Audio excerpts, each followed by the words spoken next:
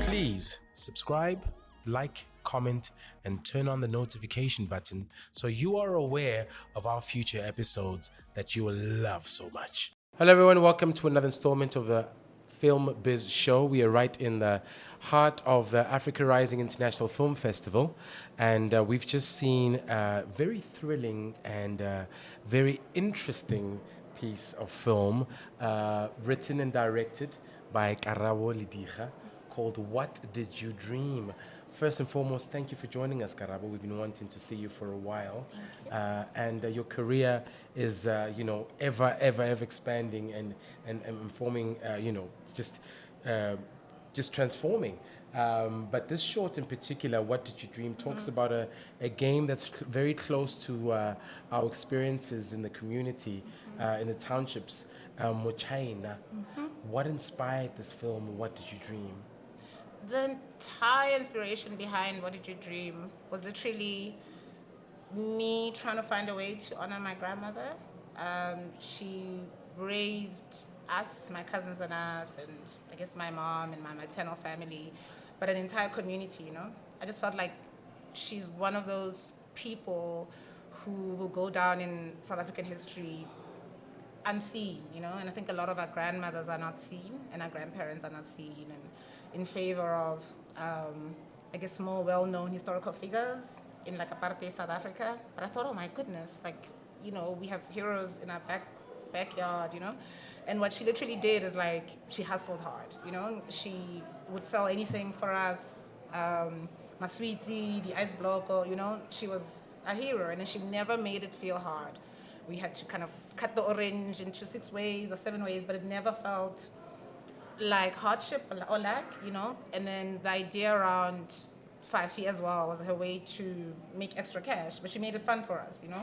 She's like, what did you dream? And we had to imagine, you know, something outside of reality. I thought, oh, how cool that you involve children in dreaming in such a dire kind of situation, you know.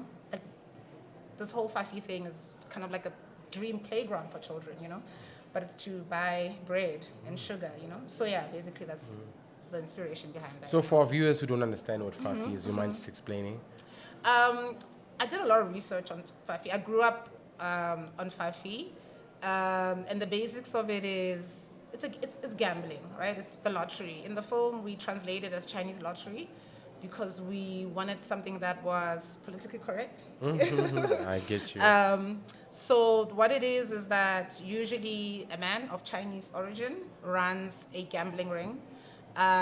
Every day, twice a day, in the morning and in the afternoon, he draws a number, and the community will bet on a number, much like the lottery, but it's one number. And then whatever number is picked, obviously whoever bets on that number will win. So it's at the basics. But then according to how much you bet, if it's 2 rand, I think you get times 6. Or if it's 50 rand, you get times 6, whatever. And then the magic of it is that people believe, the Chinese community and the African community normally, believe that every number is attached to some kind of spiritual symbol. You know, it could be shit, which is in the film. It could be a king or a bird or whatever it is, but something that will appear in the dream that kind of gives you a clue on what to bet. You know, it's almost like astrology. It's kind of ethereal, it's cosmic, you know. So we all kind of try to remember a dream, and if something kind of gives you a clue as to what it's related to numerologically, yes, and then that's what you bet. So that's where the magic comes in. But if you're being very factual about it, it's pure gambling. Yeah. And sometimes could be seen as a bit exploitative and addictive, you know. And now in the dream, the grandmother advises the child who's struggling to have clear dreams to take, I believe it's aloe, just to kind of clear up her dreams. Did you draw that from an experience while growing up where Gogo was saying, here's something to say? So honestly, when I try to, I don't know where I came up with that. There was always like a vibe about aloe, you know. Yeah. So I thought, and I thought about aloe in the way it's used, like at funerals. I've always seen as kind of like a cleansing kind of plant, which it is mythologically, but in a material sense that is used to cleanse a lot of things spiritually or whatever. It was never directly linked to the dream and Mochina. I just kind of made, as an elder, I also made that connection. So lovely. maybe in the future they can quote me. Exactly, and this is how history is created, exactly, right? You just take creative license, spiritual license. Boom, there we go. Absolutely. But I mean, the spirituality of it all is very interesting. Are you someone who's particularly inclined to, that part of storytelling, or do you find, do you have sort of like a process of whenever you go into a creative, space, that element takes over? I think it's very subconscious. I think you kind of jam with story, and I know when I don't jam with story, I can't write it. So often, because as a freelance writer, you're hired to do all sorts of things, and sometimes they don't go down well. The vibe is not right. So I do know that I lean a lot on vibe while writing, and I write all sorts of things. I write horror, I write sitcoms, so it's never that deep. I come from a sketch writing background, so I write crazy things. So it's not like I'm writing like, but if it's bad or if it's abusive or it's kind of maybe bad stereotypes about black people, then I don't write it. So maybe there is a spiritual thing to it, but it's not conscious. I love that. So I'm assuming you've had the privilege of being able to travel with some of the films that you've been a part of, and seen the reaction of international audiences to some of our work. What do you think? What do you think is the current perception of South African film?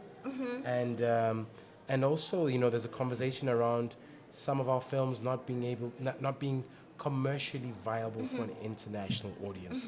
If that is so, what do you think has been our missing link in something that we can kind of, mitigate? I think there should be a meeting point between really honest storytelling that comes from a personal perspective, like the kind of stories that I want to tell, and meeting kind of commercial kind of requirements, right? Because we don't make stories for ourselves, we make them for audiences, right? But seeing films around the world and seeing South African films play to the world, what is apparent is that story is universal, things that we know. But when it's very specific to us, it becomes unique. So it becomes a unique selling point that we already inherently have. So if we honor the uniqueness of our stories, like Mochina, or like Matwete, a film that I love, it plays so well. Cult classic. I watched it in South Korea. I watched that film in South Korea, and it played so well.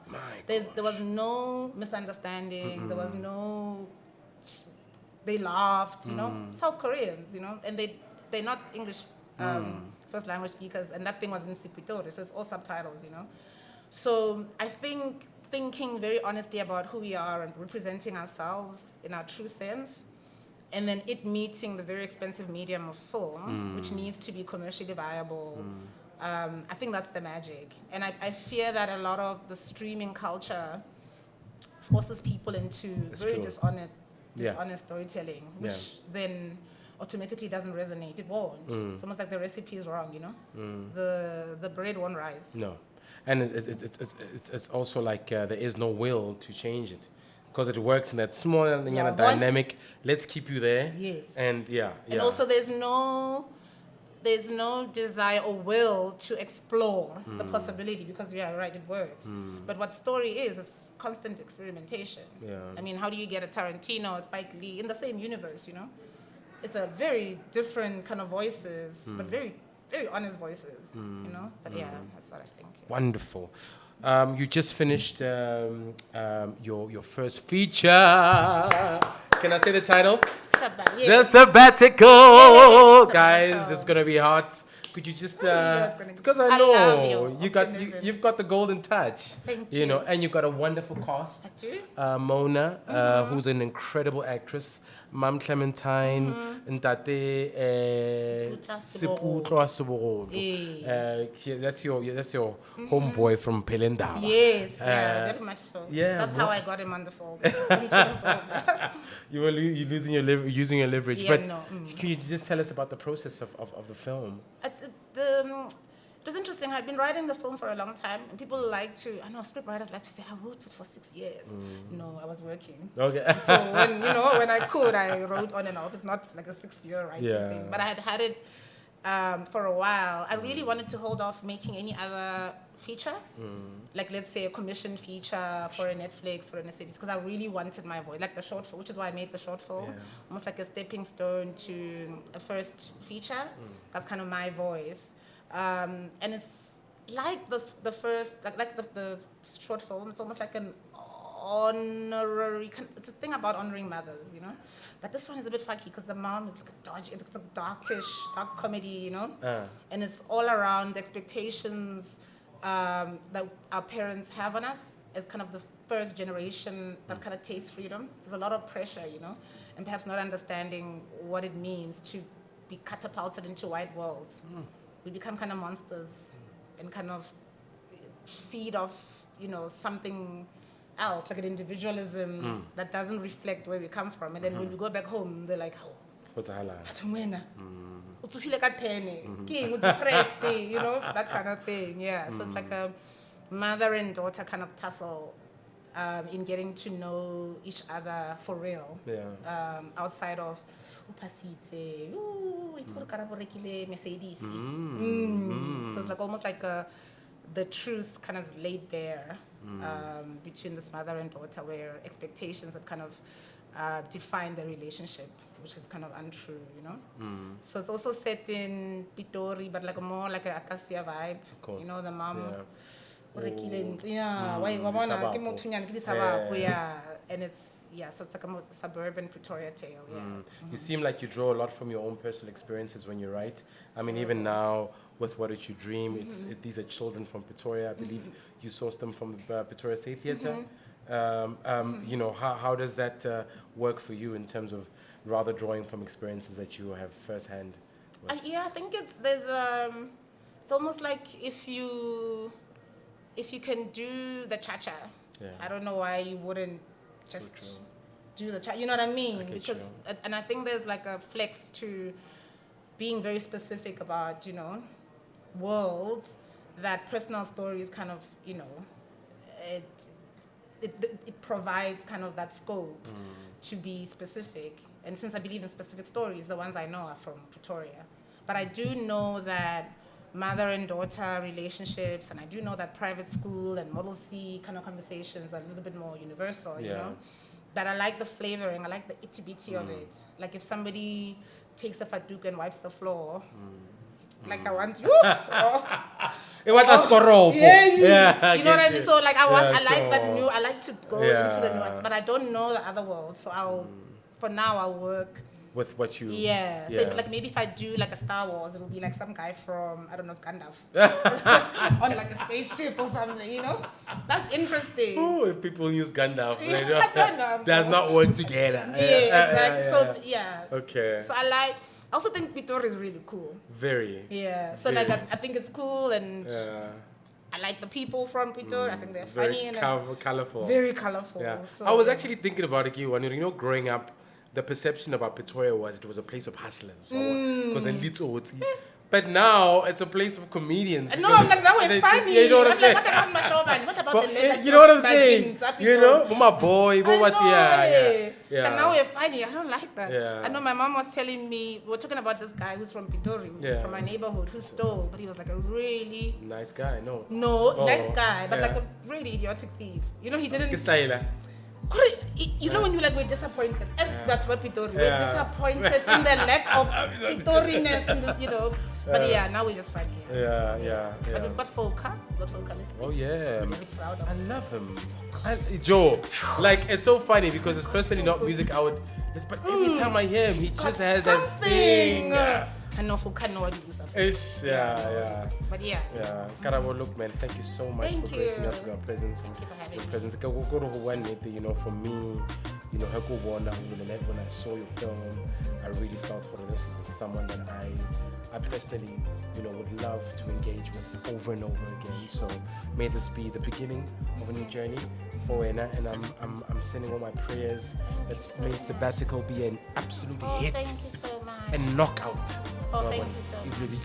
Okay, yes. And I'd love to come back. Thank you for having me. Yes, ma'am, definitely. Thank you. Thank you. Thank you so much. Sure. Thank you.